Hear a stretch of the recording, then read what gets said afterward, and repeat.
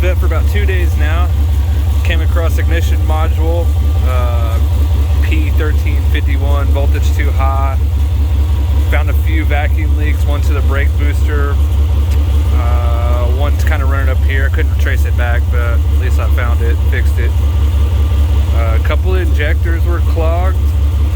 Had to actually go in, take the whole fuel system apart, fix that. Was getting an intermittent misfire on cylinder 6 here. That ended up being the gap on the spark plugs was about 200% out of spec. Let's see what else we got.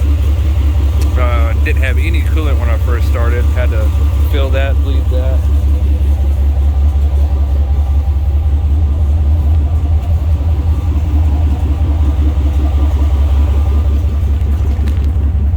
Pretty clean little vette though.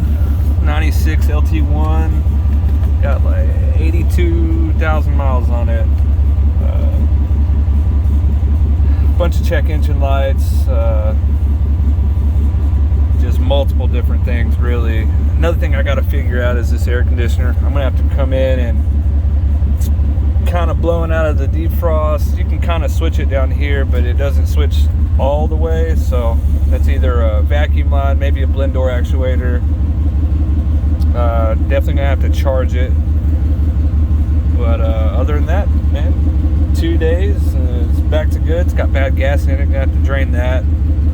A full tank of bad gas, drain that, put about a half a tank in and do some super concentrated fuel injection cleaner. I think we'll be good to go.